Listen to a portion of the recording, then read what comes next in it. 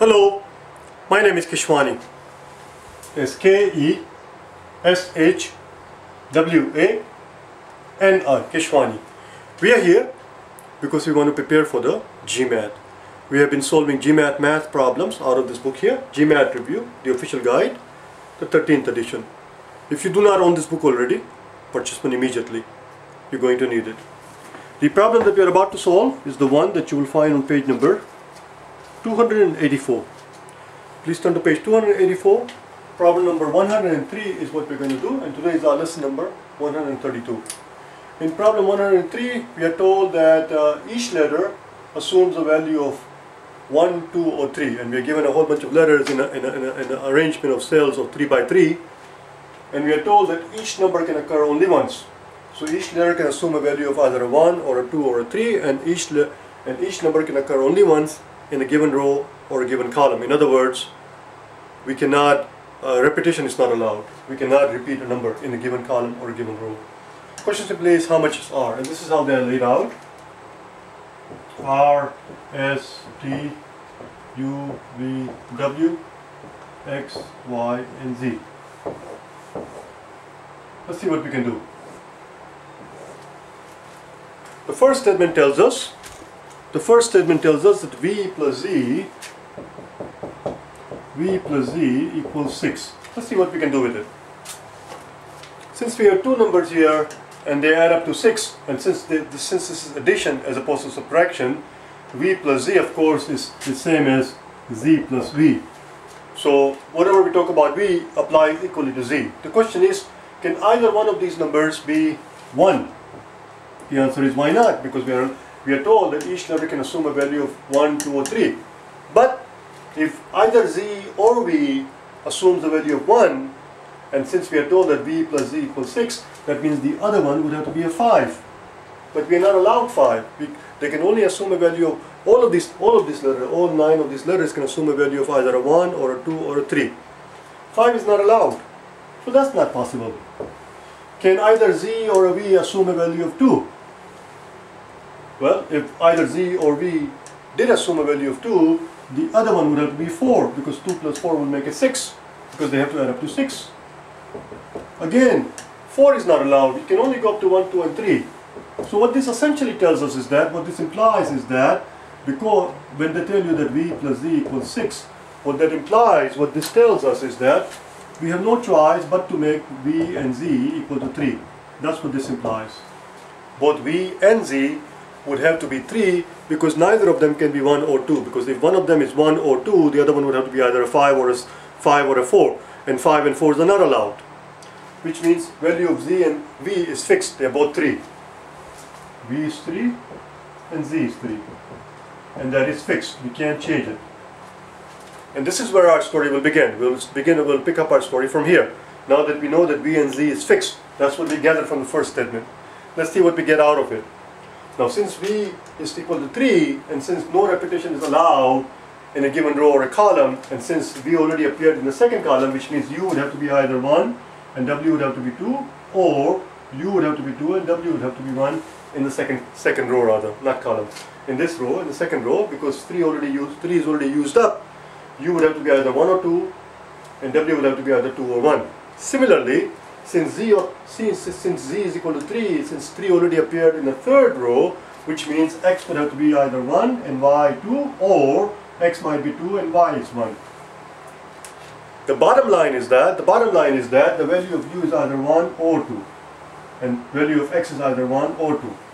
If U happens to be 1, then X would have to be 2, because we cannot repeat 1. If U happens to be 1, X would have to be 2, and similarly, if U happens to be 2, X would have to be 1. But that's not the part that interests us. We are not interested in that part. What we are interested is in the fact that both U and X are either 1 or 2. And since we have 3 letters, listen carefully, since we have 3 cells in a given row or a given column, R, U, and X, since there are 3 cells in each row in each column, and since we only have choice of 3 numbers to use, 1, 2, and 3, with addition of the fact that no number can be repeated, since we have 3 spots to fill and only 3 numbers to fill it with no repetition allowed, which means each number must be used in a given row or a column. One more time. Every one of these numbers, 1, 2 and 3, each one of them must appear in every row and every column because of the fact that there are three spots and only 3 numbers to fill them with, and no repetition is allowed. Which means, because u is either 1 and 2 or x is either 1 and 2, which means r must be 3. Voila. That's it, we're done. The first statement by itself is enough. Since the first statement by itself is enough, A, D, B, C, E. Since the first statement by itself is enough, the answer cannot be B, C or E. Let's look at second statement. In the second statement they tell us, we have to start from scratch. In the second statement they tell us R, S, T, U, V, W, X, Y, and Z. Let's see what do they tell you in the second statement. In the second statement they tell us that S plus T plus U plus X equals 6. Now here's what's going on.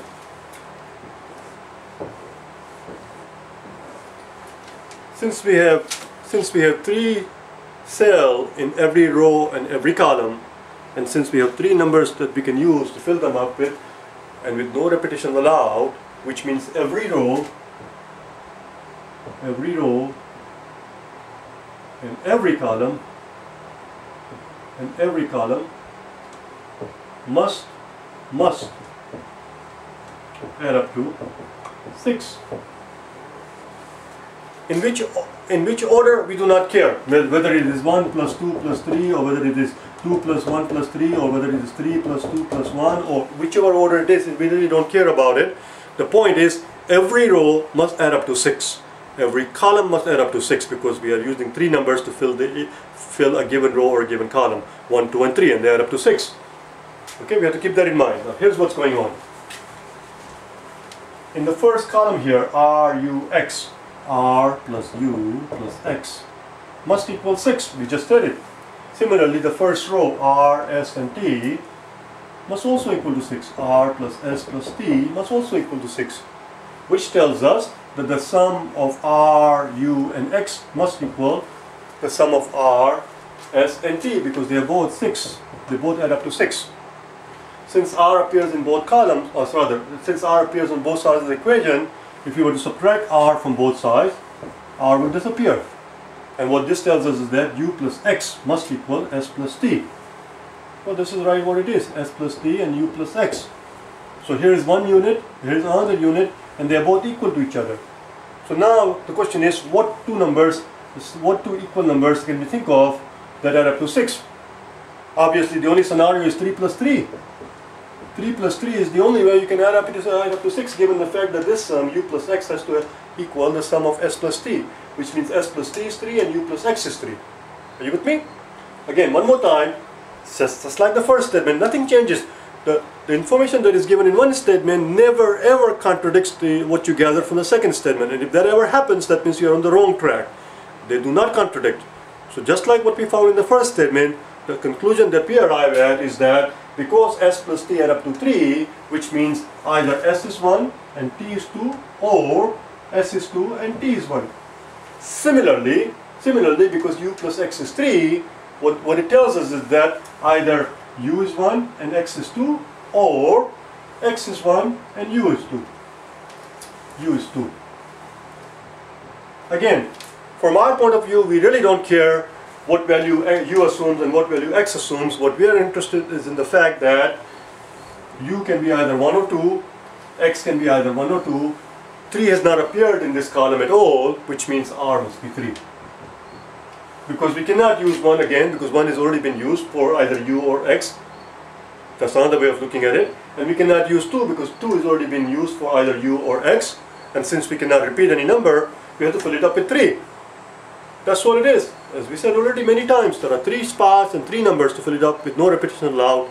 Each number must appear in every column and every row. Therefore, R must be 3. That's it, we are done. So the second statement by itself is also enough. The answer is D. The answer is D. That's it. Now, what I'm going to do at this point is show you a different method, an alternative method, a different perspective as to how we could have figured out the value of r in the first scenario with the statement 1. There is another method that we could have employed to figure out, to arrive at the conclusion that r must be 3. If you're interested, we can do it right here. R, S, T, U, V, W, X, Y, and Z. This is the first statement, you understand? We're back to first statement. Here's what's going on.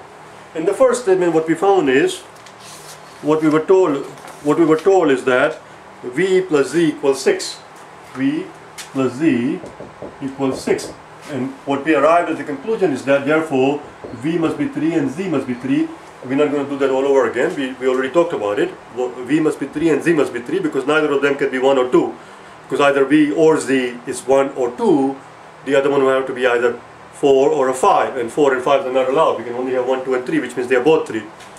Okay, watch what happens. So where V is 3 and Z is 3. Now watch what happens here. I'm going to change the color. Because no repetition is allowed. They can only appear once.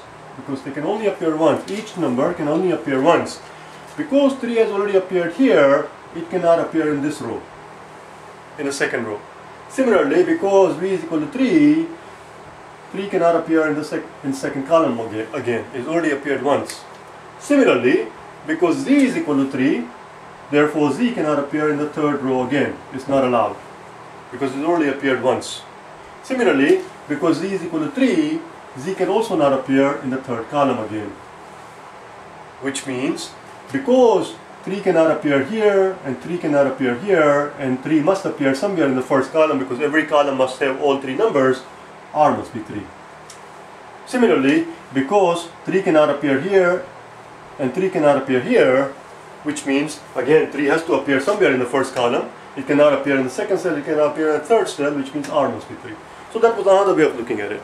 R has to be 3. Both statements by themselves are enough. The answer is D. I'll see you tomorrow, okay? Bye now.